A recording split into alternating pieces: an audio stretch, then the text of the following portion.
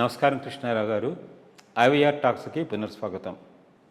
ఈ మార్పు అనేది permanent. So change is imminent అని అంటారు.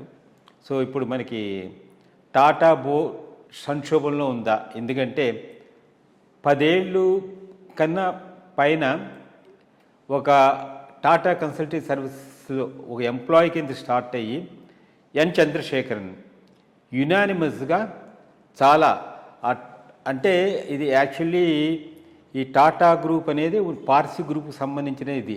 అట్లాంటి దాంట్లో ఫస్ట్ టైము ఈయన వచ్చి ఆ టాటా గ్రూప్స్కి చైర్మన్ కింద ఉండడము, తర్వాత రతన్ టాటా తర్వాత దాన్ని ముందుకు తీసుకెళ్ళడం చాలా చక్కగానే తీసుకెళ్ళారు ఆయన ఈ దాంట్లో. అయితే యునానిమస్గా చేయట్లేదు కాబట్టి నెక్స్ట్ టైం నేను ఉండను, ఆయన ఫిబ్రవరి దాకా ఉంది. ఇప్పుడు ఇది ట్రాన్సిషన్ పీరియడ్. సో ఆల్రెడీ ఏంటంటే ఈ టాటా గ్రూప్లో మిస్రీ గ్రూప్కిను వీళ్ళకిను కొంచెం డిఫరెన్స్ ఆఫ్ ఒపీనియన్ ఉంది. అండ్ ఇప్పుడు బైలాస్కిను దాని కింద ఇంక నెక్స్ట్ వచ్చే రథసారథి ఎవరు, ఆమోదయోగ్యంగా ఉంటారా లేదా అనే ఒక పెద్ద క్రైసిస్ కింద పెద్ద చర్చనీయాంశం జరుగుతూ ఉంది. అయితే ముఖ్యంగా మనం కావాల్సింది చూసుకున్నానంటే అది మళ్ళీ ఆల్రెడీ టాటా సన్స్కి సంబంధించినటువంటి ఒక దీంట్లో మిస్త్రీ ఉన్నారు, బట్ ఆయన ఉండడానికి వీలు లేదని చెప్పి బయలాస్వాద్ అంతానే ఏదో కొత్తగా డీటెయిల్స్ అన్నీ వస్తున్నాయి. లేదు అని అంటే ఎవరు దీనికి సబబు అనే దానికి ఇప్పుడు టాటా స్టీల్స్ కంపెనీని రన్ చేసే అతనికి ఆపర్చునిటీ ఉంటుందని ఒక చిన్న ఇది వస్తుంది. అఫ్కోర్స్ నేను అన్నట్టు ఈ చేంజ్ ఈజ్ ఇమినెంట్, మనం యాక్సెప్ట్ చేయాలి, వాళ్ళు కూడా ముందుకు తీసుకెళ్ళిపోయే అవకాశం ఉంటుంది. అయితే ఈయన దాంట్లో చూసిన దాంట్లో ఏంటంటే ఈయన దీంట్లో అంతా చాలా చక్కగా ముందుకు తీసుకుని వెళ్ళగలిగారు. టాటా గ్రూప్ని ఒక ప్రొఫెషనల్ బోర్డు కిందను, తర్వాత మార్కెట్ వైజ్ తీసుకెళ్ళడంలోనూ దాంట్లో చాలా పకడ్బందీగా తీసుకెళ్లారు. కానీ అయితే ఈయన దాంట్లో వచ్చిన పెద్ద ప్రాబ్లం 2 బ్యాక్లాషెస్ కింద ఏంటంటే ఒకటి మనకు కనబడింది ఏంటంటే ఈ టాటా మోటార్ వెహికల్స్ దాంట్ని స్ప్లిట్ చేసి చేయడం వల్ల అవి పర్ఫార్మెన్స్ సరిగ్గా లేదని.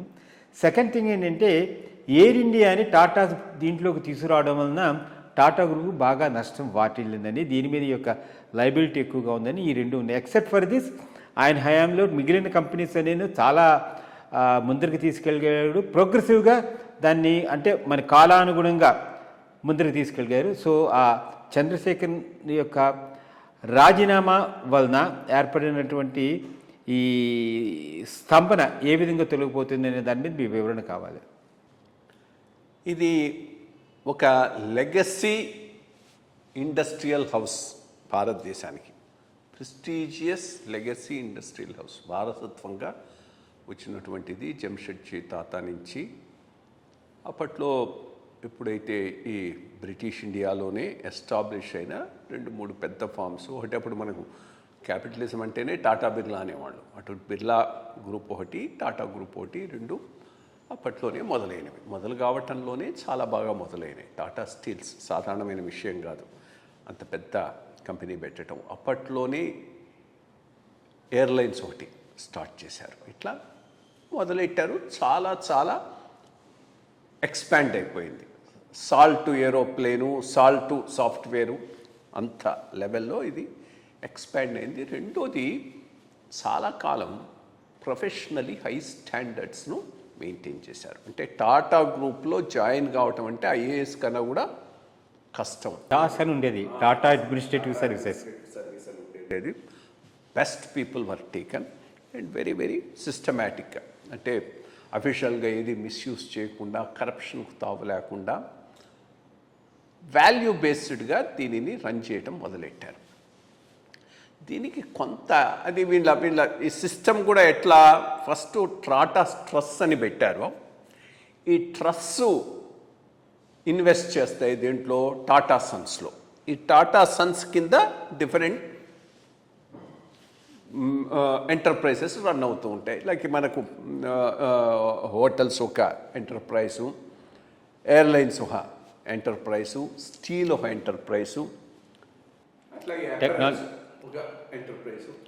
టెక్నాలజీ ఒకటి, ఇన్వెస్ట్మెంట్ సర్వీసెస్ ఇట్లా ఇప్పుడు రీటైల్లో కూడా వచ్చింది, వాళ్ళు కూడా వచ్చారు. ఇట్లా డిఫరెంట్ ఇవి ఇండిపెండెంట్గా ఫంక్షన్స్ చేస్తాయి. కానీ బట్ వాటిలో ఇన్వెస్ట్మెంటు టాటా సన్స్ పెడుతుంది, టాటా సన్స్లో ఇన్వెస్ట్మెంటు ట్రస్ట్ పెడుతుంది. ఇది వాళ్ళ ఓవరాల్ ఆర్గనైజేషన్. రతన్ టాటాయే చాలా కాలం దీంట్లో చైర్మన్గా ఉన్నాడు. 91 నుంచి 2007 దాకా ఆయనే ఉన్నాడు. ఆయన కాలంలోనే కొంత ఇది మసక పారటం మొదలైంది. ఎందుకంటే ఈ లాబియింగ్ కోసం కొంతమందిని ఉపయోగించటం, అప్పుడే నీరా రాడియా టేప్స్ అవి వచ్చాయి. అప్పటికే కొంత అది అంత ఫేర్గా వీళ్ళ సిస్టమ్స్ రన్ కావటం లేదు, కొంత డైల్యూషన్ వచ్చింది అనే దానికి మొట్టమొదటి నిదర్శనం నీరా రాడియా టేప్స్. సరే, ఈయన తర్వాత మళ్ళా అదే పార్సీ ఫ్యామిలీ నుంచి సైరస్ అనేవాడిని ఈయనే నామినేట్ చేశాడు, సైరస్ మిస్త్రీని. But he suppose to be a good man, very very competent and also honest person. అతనికి ఫ్రీ హ్యాండ్ ఇచ్చి ఉండాల్సింది. అక్కడనే రతన్ తాత లిమిటేషన్స్, మనస్తత్వంలో ఉన్న ఆ యాంగిల్స్ బయటపడ్డాయి. ఇతనికి పూర్తి ఇది ఇవ్వకుండా వెనక నుంచి బ్యాక్ సీట్ డ్రైవింగ్ చేయడం మొదలెట్టాడు. ఎప్పుడైతే సైరస్ మిస్త్రీ కాస్త స్ట్రాంగ్ అవుతున్నాడు అనుకుంటాడో అతన్ని తీసేయటానికి ప్రయత్నం చేసి అతన్ని పంపించే దాంట్లో భాగంగానే చంద్రశేఖరన్ చైర్మన్గా టాటా సన్స్కి వచ్చాడు. అది మనం గుర్తుపెట్టుకోవాలి. 2017లో సైరస్ మేస్త్రిని బయటికి పంపించటానికి చంద్రశేఖరన్ను తీసుకొచ్చారు. లేకపోతే అది పార్సీ వాళ్ళ చేతి నుంచి బయటకు వచ్చి ఉండేది కాదు. Chandrasekaran of course right from scratch within the organization grow అయినవాడు. టీసీఎస్ ద్వారా పైకి వచ్చాడు. దొరై స్వామి అని ఆయన ఉండేవాడు, దాని కింద వర్క్ చేస్తూ కాంపిటెంట్ మ్యాన్ కాబట్టి అంత స్టేజ్కి వచ్చాడు. ఆల్మోస్ట్ ఆల్ ఇప్పుడు 10 years దాకా he has been at the helm of the affairs. Helm of the అఫేర్స్లో ఉన్నప్పుడు చాలా మంచి డెసిషన్స్ తీసుకున్నాడని నేను చెప్పాలి. ఎందుకంటే ప్రతిదీ ఎబిటా ప్రాఫిటబిలిటీతో ఇటువంటి లెగసీ ఇన్స్టిట్యూషన్ను ఇమ్మీడియట్గా ఎవాల్యుయేట్ చేయలేరు.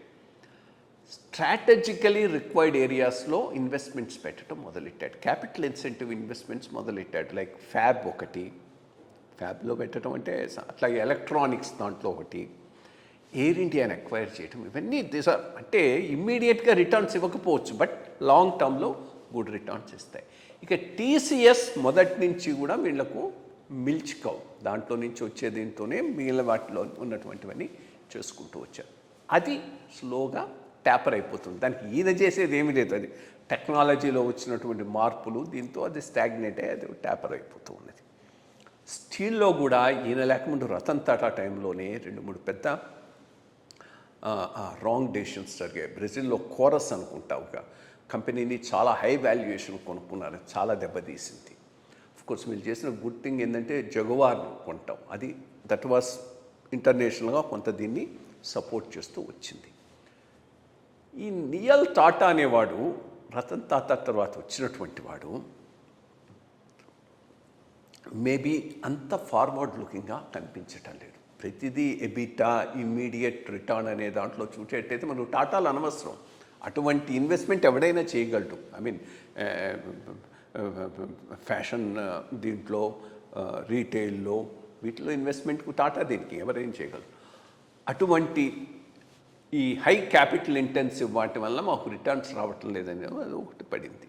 రెండోది, సెబీ రెగ్యులేషన్ కింద దీన్ని నాన్ బ్యాంకింగ్ ఫైనాన్షియల్ ఇన్స్టిట్యూషన్ కింద కనుక పరిగణిస్తే టాటా సన్స్ను అది పబ్లిక్ పోవాల్సిన అవసరం ఉంటుంది.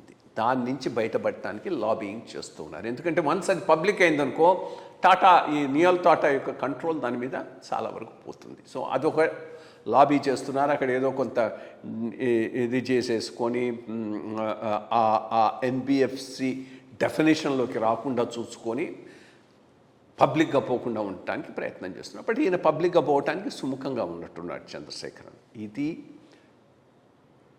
కంట్రోల్ ఉండాలనేటటువంటి ఈ ఉద్దేశంతో పోవటమే కానీ ఇంకేది కాదు. ఇన్ఫ్యాక్ట్ ఉంటే బాగుండుండేది లాంగ్ రన్లో. ఇప్పుడు ఎయిర్ ఇండియాని టర్న్ అరౌండ్ చేయటం అంటే సామాన్యమైన విషయం కాదు. దానికి చాలా చాలా డీటెయిల్గా వర్క్ చేయాల్సిన అవసరం ఉంది.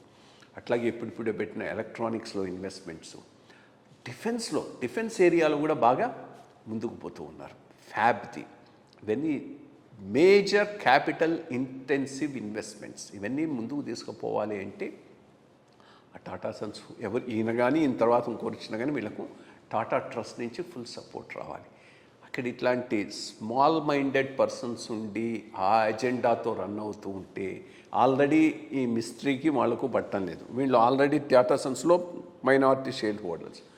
ఇది కొంత ఇండస్ట్రియల్గా విత్ ఇన్ ది గ్రూప్ చాలా కొన్ని ఇంకా ఇన్ ఫైట్స్ కంటిన్యూ కావచ్చు. ఇది ఇక్కడితో ఆక్కపోవచ్చు.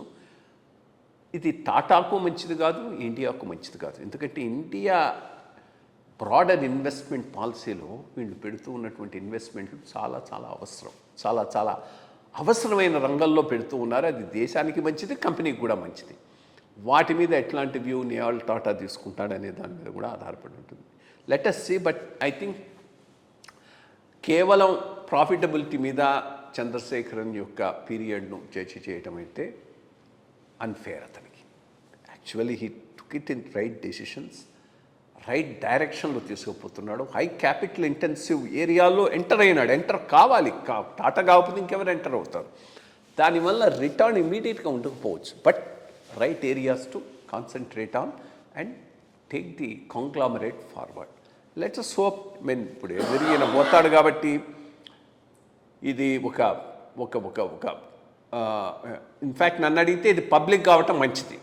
టాటా సన్స్ కనుక ఐపీఓకి పోయి పబ్లిక్ కాగలిగితే వీళ్ళ యాక్టివిటీ మీద బెటర్ స్క్రూటినీ పబ్లిక్ నుంచి పడుతుంది, కంప్లయన్సెస్ పెరుగుతాయి, ఆన్సరబుల్ అవుతారు. ఈ బ్యాక్ డోర్లో జరుగుతూ ఉన్న చాలా వ్యవహారం కూడా బయటకు వచ్చేటటువంటి అవకాశం ఉంది. అది వీరికి న్యాయాల టాటాకి ఇష్టం లేదని నేను అనుకుంటాను. So let's hope it goes public. Who ever comes will take it forward. But most important is ఈ క్యాపిటల్ ఇంటెన్సివ్ ఇన్వెస్ట్మెంట్స్ ఈ రంగాల్లో ఉన్నవి మాత్రం ప్రిజర్వ్ చేసి ముందుకు తీసుకుపోవాల్సిన అవసరం అయితే టాటా సన్స్కి ఎంతైనా ఉన్నది. మంచి విషయం చెప్పారండి. అంటే